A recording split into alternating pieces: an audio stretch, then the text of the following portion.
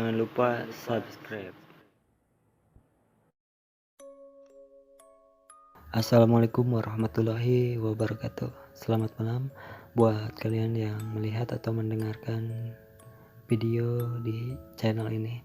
Seperti biasa, saya di sini akan menceritakan hal seram dan misteri. Dan untuk cerita malam hari ini, pabrik berhantu.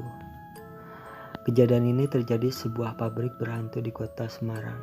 Sementara gemetar bercampur keringat dingin membasahi seluruh tubuhnya.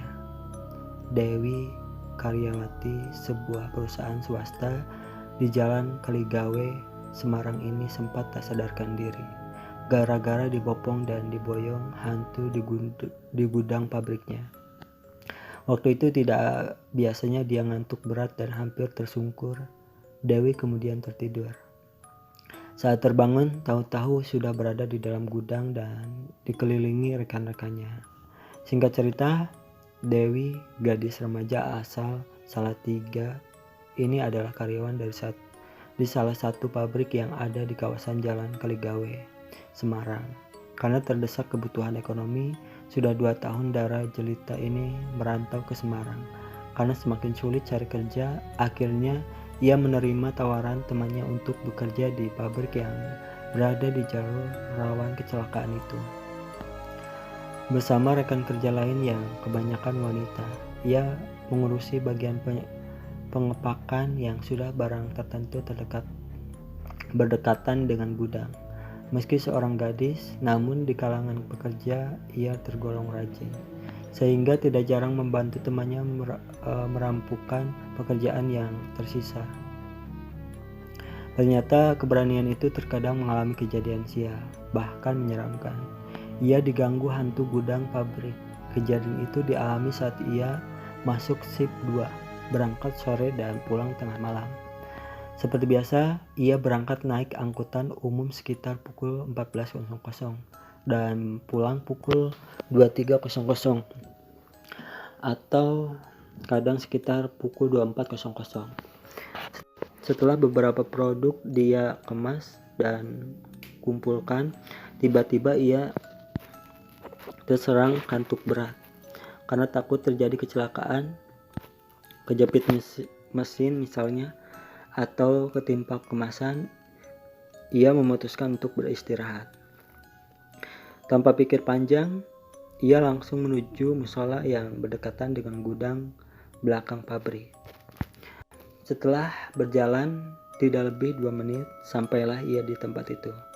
Saking ngantuknya, ia langsung membasuhi muka dan bermaksud istirahat di musola.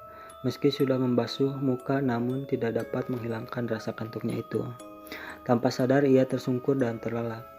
Entah berapa lama ia terlelap. Tiba-tiba setengah tersadar ia merasakan tubuhnya gerah. Namun ia tidak kuasa bangun. Semakin lama makin terasa pengap. Hampir tidak ada ruang untuk bernapas apalagi bergerak. Entah mengapa bagai bungkam mulutnya. Ia tidak bisa mengeluarkan suara. Padahal dalam perasaannya ia sudah berteriak sekencang-kencangnya dengan maksud agar teman-temannya mendengar teriakan itu. Semakin lama ia merasakan tubuhnya mengejang, seolah ada yang mendekapnya. Dalam setengah sadarnya itu ia merasa sosok tubuh tinggi besar, hitam legam mendekapnya tapi tidak berbicara apa-apa. "Tolong, tolong, siapa kamu?" teriaknya berulang kali. Namun semakin kencang ia berteriak, makin kuat pula sosok menyeramkan itu mendekapnya. Napasnya makin tersumbat, seperti orang yang mati sekarat. Ia terus meronta tak kunjung mendapatkan hasil. Bahkan bayangan di hadapannya seolah tampak makin menyeramkan. Entah siapa yang mengajari dan membisikkan di telinganya. Mendadak ia terdiam dan menarik napas dalam-dalam sambil mulutnya komat-kamit membaca doa sebisanya. Dengan sisa-sisa kesadaran dan tenaganya, gadis 5 bersaudara itu menghentarkan kedua tangannya sambil mengucapkan labat-labat ayat suci sekuat batinnya. Dan rupanya usaha itu membuahkan hasil.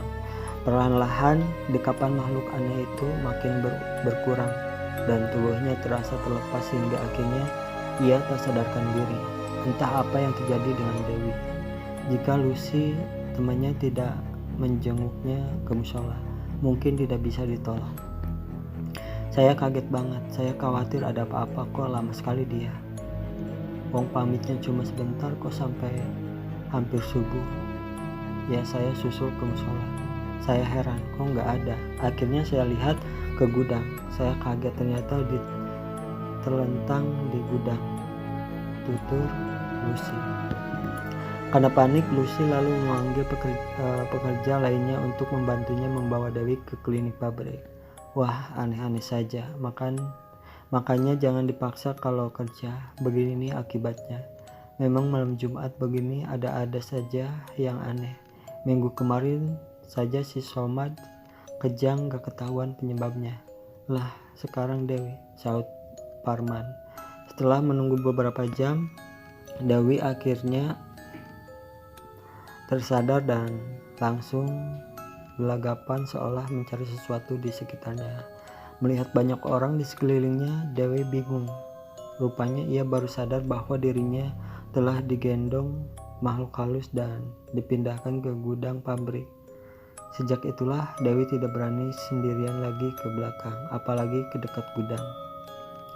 Saya tidak tahu kalau saya waktu itu sudah ada di gudang, ucap Dewi dengan wajah pucat dan bibir yang masih gemetaran. Itulah cerita untuk malam hari ini. Tinggalkan like, comment, share, dan subscribe, dan jangan lupa juga nyalain loncengnya biar gak ketinggalan jika ada video-video baru di channel ini. Terima kasih. Assalamualaikum warahmatullahi wabarakatuh.